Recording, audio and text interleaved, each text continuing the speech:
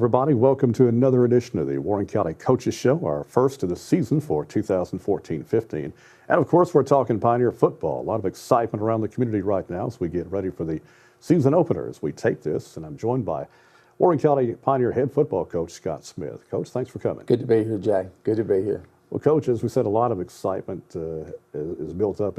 Unusual when you think about 1-9 last year. So many skilled position players are gone from last year's team. We're rebuilding, but judging from the performance of the first three preseason scrimmages, people are excited. Well, it's obviously we're a work in progress, and of course we tell our kids not to focus on the past, to really focus on the future. And every football team is different from year to year. And I told them that the last 24 years really have nothing to do with them, that they're going to write their own history. And I think that's the way they've kind of bought into what we're doing, and we'll see this next Friday night. Of course, you're new to Warren County. Although you've been around Warren County quite a bit, you've brought teams into Warren County. You've had your way with Warren County, took your teams home. So obviously you're familiar with the school and with the area. What made you want to come to Warren County to coach? Well, it started probably back, played football way back that they actually did have real helmets, not leather helmets then. But in 1980, we came and played in Warren County, and they just about sacrificed several of our players on our Springfield team back when Jeff Womack was running roughshod over everyone. And I just remember as a kid when I wasn't hiding, what a great football stadium it was and what a super atmosphere it was. And I've kind of lived around the mid-state all of my life, gone out a little bit to East Tennessee for a while, and I just find myself always keeping up with McMinnville and just kind of really thought that at 50, which I just turned a few days ago, that it was a challenge that I wanted to take on because I like rebuilding football programs, and I think McMinnville's a beautiful place to live. What do you think about the kids that you have right now? Kids to me are almost universally alike. I think you've got to have some type of leadership. I think you've got to give them a direction, a point of emphasis, things to focus on, kind of be captain of the ship. If not, you've got a lot of other people running around. And I think the biggest thing is we've been, with our kids, we've been very patient. We've asked them to do a few things. And so much of that has translated to the football field. And so much is not even about playing a football game. It's just about being a very good human being and being decent to other people and having class and having character. And hopefully we will, the fans will see that on Friday night, as long as, us playing awfully tough. As one who has been to two of the three preseason scrimmages, I didn't get to go on election night, obviously, but from what I could see, the disciplines seemed to be better. The attention to detail seemed to be a little better. The fundamentals, they seem to be more fundamentally sound. Not as many missed tackles. You're going to have a few here and there. The blocking seemed to be good, and the backs following their blockers. I've got a great group of coaches, and of course most of them live right here in the area and have either been a graduate of Warren County or they've lived close here most of their life. They've done a super job. They've bought into everything, kind of had a system that I wanted to bring in. And once we put the system in, we have a lot of levity on offense and defense to kind of adapt to our kids. And the biggest thing is that as a head coach, you want to work with your younger coaches and all your coaches together and kind of build a camaraderie. And I tell you what, it's been just an excellent group of guys to work with, and they're very hardworking and very intelligent men.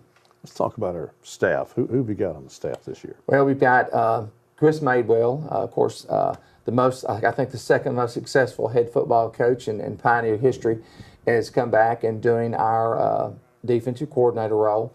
We've got Paul Martin that works with him, kind of an assistant defensive coordinator. We've got Isaac Slatton that works with our defensive line. And we've got Tim Taylor who came from Sequatchie County to help us coach outside linebackers. On the offensive side of the ball, I'm coaching our running backs, tailbacks, fullbacks, and quarterbacks.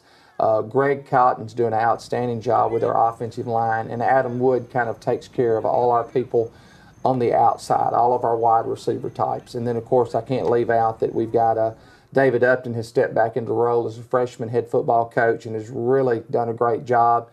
He's got two young guys with him working hard, Cameron Bond, who's a graduate, and then Ben Matheny, who's kind of a volunteer graduate that's working with us. And we're just trying to develop continuity and, all the way down to even with Coach Donnie Harris in the middle school. They're running our offense and defense, and we're hoping that once we get them in the 6th or 7th grade that, by the time they move up, that they will have been pretty much ingrained into the system of what we want to do.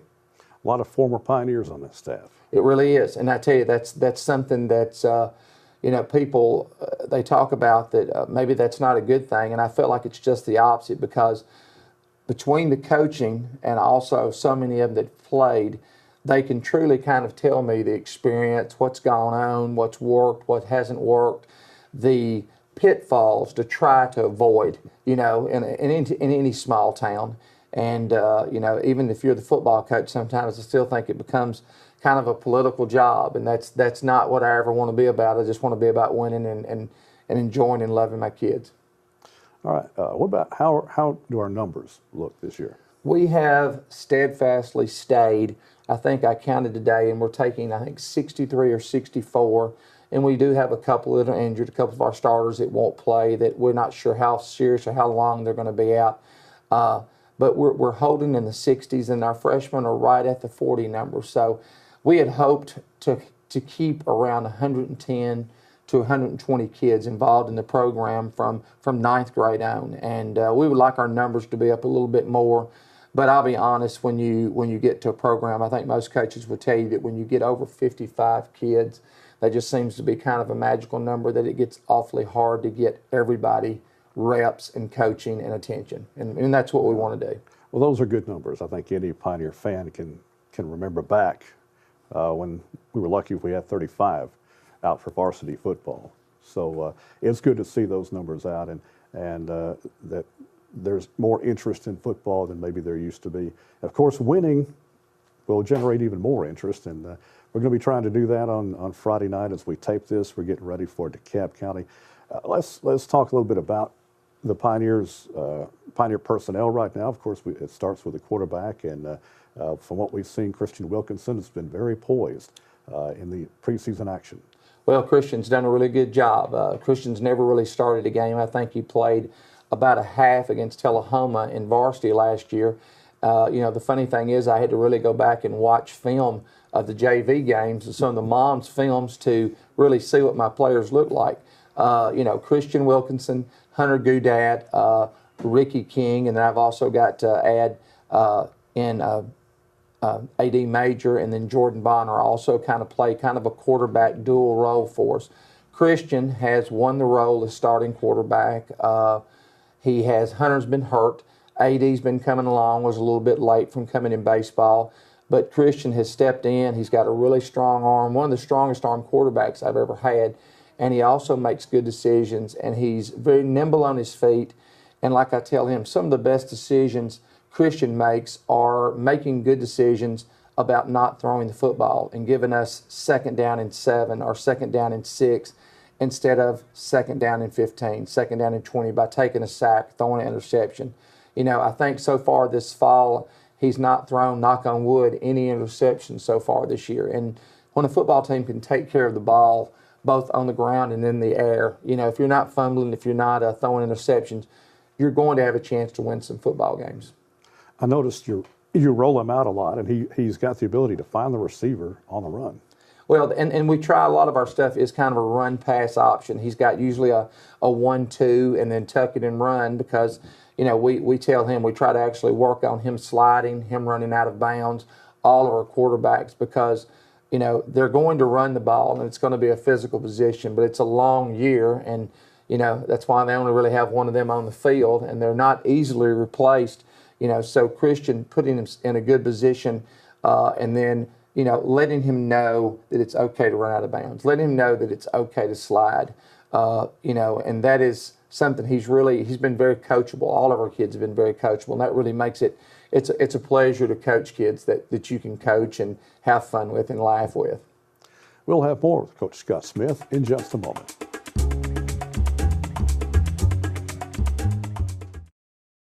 Programming on WCS TV is made possible in part by a donation from Bridgestone.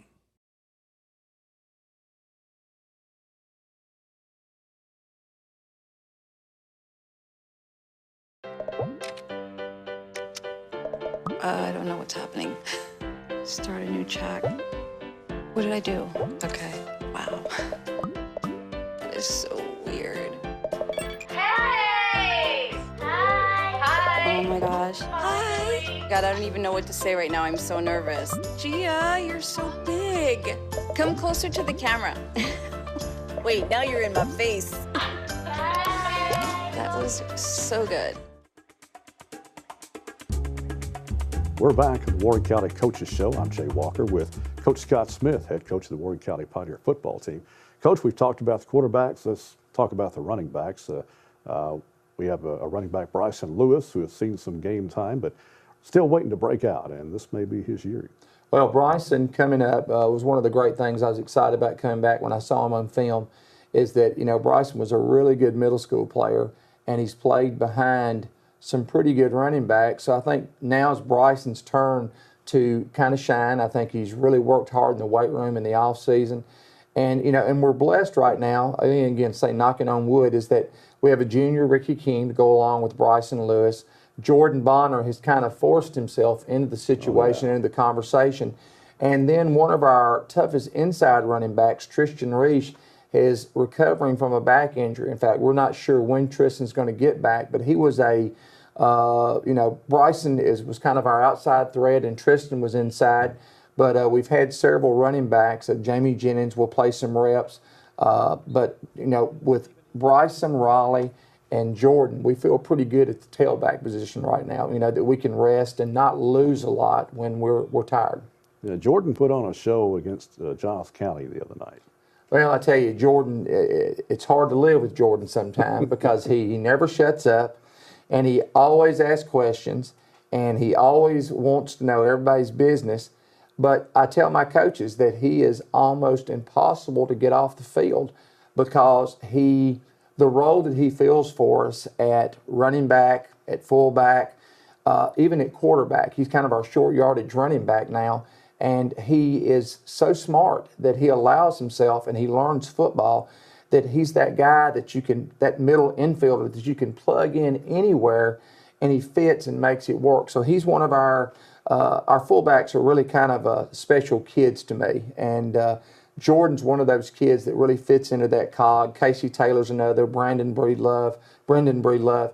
And they kind of make our offense work. They're kind of the glue that holds everything together. So, he's a good kid. And of course, we really hope Tristan can come back. He's a great short yardage back that can turn into a long yardage back, and also very valuable on defense. And that truly is true. Tristan is still recovering from a back injury. Had an MRI the other day.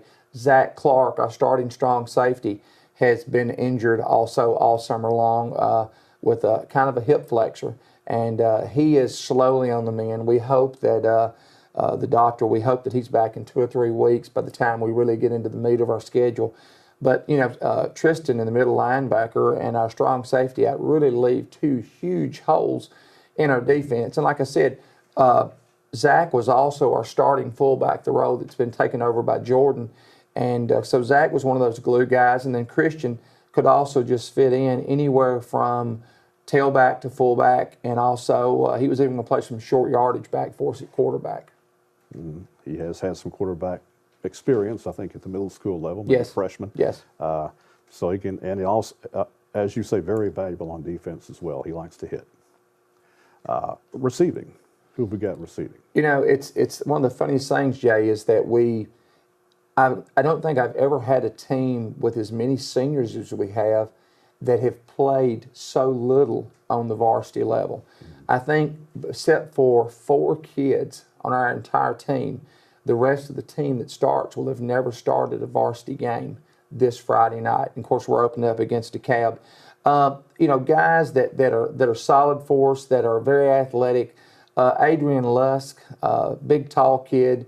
Malik Ledette, big tall kid, both fairly fast. Jordan Tidwell, a lot of speed. Ethan Fliss, really great hands. And I know that I always leave them out, but those C.J. Lindsay, Quandre Knowles, we've got this kind of a little group of receivers that kind of rotate in and out. Adrian and Malik probably have the biggest play potential if they catch the ball, they jump really well. They're tall. They can win the 50-50 balls for us, and they've got a little shake and bake when it comes down to it. And you know, they are. It's just hard to believe that we're opening up, and I'm not really sure that any of our receivers have a varsity reception, and our quarterback has only got a few throws under his belt. So it truly we are going to go in from being a scrimmage team to all of a sudden playing a very good DeKalb football team. Right. Of course, the offense can't do anything without a good line. And that is absolutely, that would, if you have to narrow down where we are and what we do and what we're about, the biggest thing that when I came to Warren County was their line play. And it starts with Cody Robinson. When I interviewed for the job several years ago, I wanted to coach Cody so bad. And of course now he's at Duke and he comes to our program, and we're just glad when he does. But you know, we've got 6, 7, 8 guys. I guess starting with a sophomore, Ethan Stewart, who's a little over 300 pounds, starts for us at left tackle. Started as a freshman, so it's good to have him for several more years. We've got Dylan George, who's a senior, who's been a many-year starter in the offensive line. We've got Bryson Cope, who started. He's also over 300 pounds. He's going to be a junior this next year, but started some last year. Jarrett Winfrey at guard, also a senior. And then Brock Watson, who has absolutely come from absolutely nowhere to make himself into a football player. I know that before I came here, they said a year before that Brock came into the weight room and could not do 10 push-ups. And now he is our strongest football player. And he runs very well. And there's, you know, that group, and then we've got several groups behind him: Austin Cantrell, Peyton Blackwell. Like I said, I know I'm going to leave guys out, Tim Thatch. But we feel like, I think Coach Cotton has done such a great job. And if there is a strength of our team that we will try to lean on this year, I tell them all the time, it is our guys up front. They are very physical. They're very well coached. Coach has them playing with quite an edge. And, you know, if we're to be successful this year, a lot will depend on our rushing game. Defensively, what do we look like? Defensively, again, we've got, I guess we had 3 or 4 starters on offense. We've got, I think, 4 starters back on defense, and those kids, some of those are injured. Obviously, Tristan and Zach are injured. So we really only have 2 returning starters that have ever played in a varsity game more than just a couple of snaps. You know, we are fairly small up front, pretty quick group. Our coaches have done a really good job of personnel to trying to mate up our defense with the strengths of our kids to play the pass, to rush the pass, or to play the run. We base out of a 50. You know, we've got some of the same guys that go both ways. Malik Ledette, Quandre Knowles is a really good lockdown corner. Ricky King plays free safety for us and does a really good job, because Ricky's our fastest kid on the football team. So if something does break through, Ricky, they call him Sauce, Ricky's going to run it down. And then, of course, you know, you've got Adrian Lusk, who's also a 2-way player. And then we're trying to – Brendan Breedlove has done a really good job for us as a sophomore at linebacker, made some really big hits. And, you know, I guess Chase Fry, coming off the edge, has had several big licks. And he's just an awfully lot to handle when he's coming off the edge and he matches it with the back. You know, so it's a very young group. We're going to be very multiple on defense this year. And probably will have to stunt more than we want to stop, you know, the run sometimes. But that's what you know, you got to play with the hand that's been dealt. In past years, the big problem's been giving up big plays, and that's something every defense has to guard against. DeKalb County is a team that relied a lot on big plays last year. They really do. And you know, we look back at our numbers, and we were happy with what happened at Giles County. I think we had kids in places to make plays that they should have made. And of course, again, when you are starting from, you were a JV player to now you're a varsity player, that our first 2 scrimmages, we actually only gave up a touchdown each scrimmage. And I think we gave up 21 with our starting defense against one of the better offenses that we're going to face this year, the explosiveness of Giles County. And I felt like we played very physical and had a lot of kids from Giles County with ice bags on their shoulders when they left. So that was I think they're going to remember being, physically played with anyway. And finally, our kicker is a young man who's kind of waited his turn for the past couple of years. Awesome young man, Evan Reynolds, of course, behind the Smith kid. Jacob Morin is also one of our kickers. Evan has a really strong leg, soccer player, both of them are. Very consistent, and at Moore County, that was one of the things we didn't have. We always laugh. We had no soccer, so we onside kick pretty much every time. And I'm not saying that we want onside kick this time, Jay, so you may get upset with that. But at Moore County, our kicker were so bad that even when we weren't trying to onside kick, it looked like we were. Evan has the ability, along with Jacob, to punt as well as kick off. And they can't put it in the end zone, but they do have, like the golfer with one of those wedges. They can put it wherever we want on the field. And Coach Paul Martin, who does our kickoff team, has put in some pretty inventive, kickoff strategies that we're looking forward to trying Friday night. All right, so the lights are about to go on Friday night as we tape this, getting ready for DeKalb County at Smithville. Hope everybody will go. And, Coach, best of luck to you and the Pioneers this season. Thank you. Let's go Pioneers. And that's going to wrap it up for this edition of the Warren County Coaches Show. I'm Jay Walker. We'll see you next time.